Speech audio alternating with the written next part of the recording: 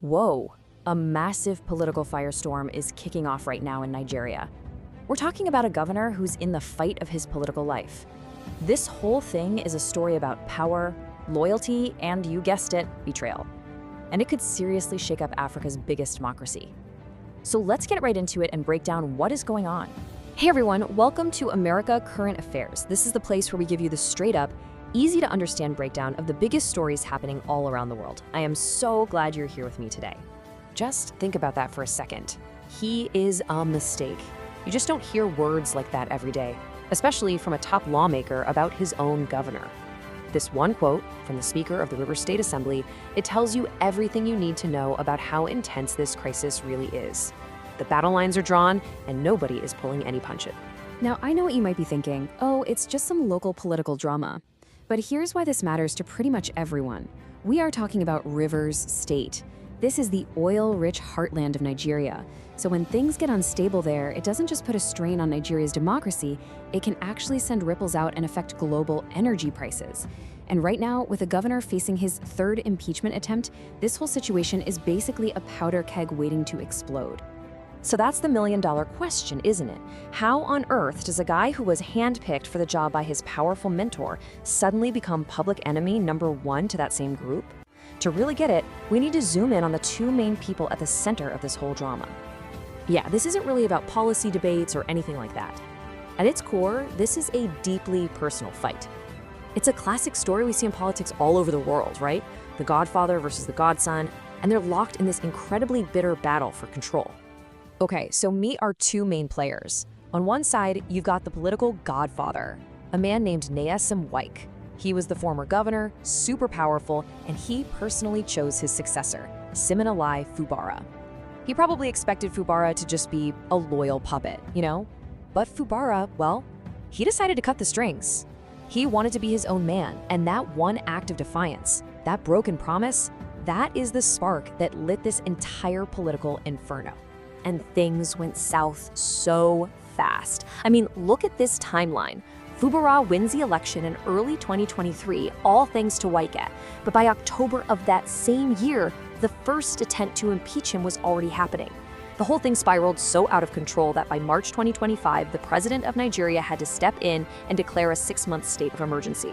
Fubara then tried to make a clever move, switching to the national ruling party in December to get some backup. But as we're seeing today, January 2026, even that wasn't enough to stop this third and most serious attempt to kick him out of office. So while all that personal drama is, fascinating, the lawmakers have to have official reasons for impeachment, so let's take a look at what they're actually accusing him of on paper. The main charge, the big one, is gross misconduct. And under that umbrella, they've got a whole list of complaints. They say he illegally demolished the assembly building.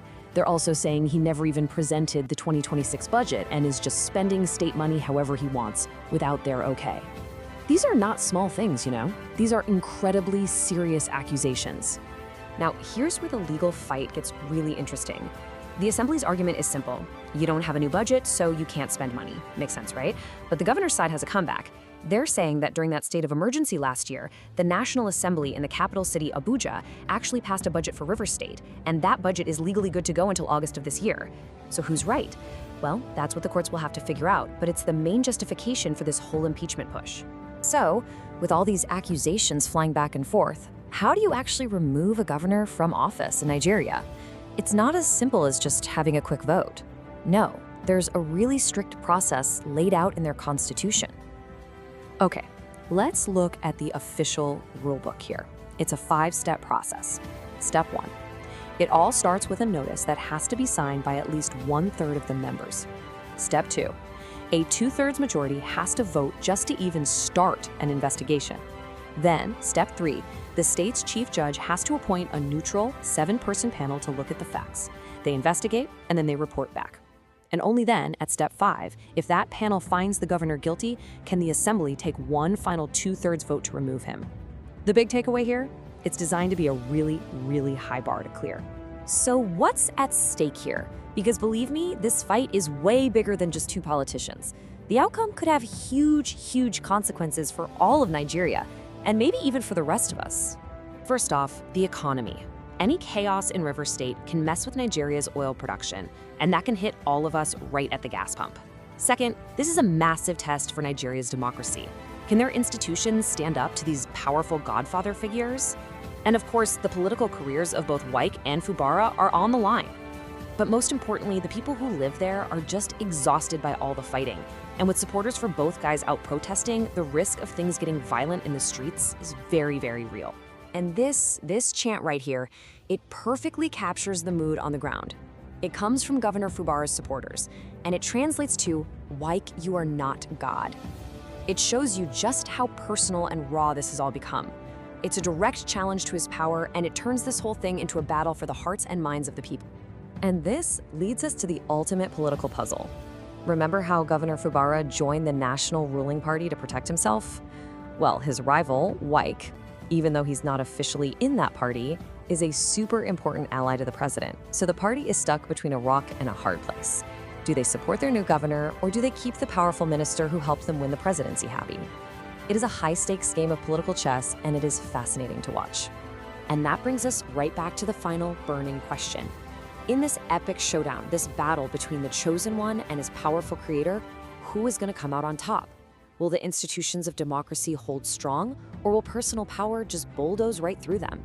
The entire future of Nigeria's richest state is hanging in the balance. What an incredible story of power and politics unfolding before our very eyes. To stay on top of this and get more clear explainers on the biggest stories shaping our world, make sure you hit that subscribe button for America Current Affairs. Thanks so much for watching, and we'll see you on the next one.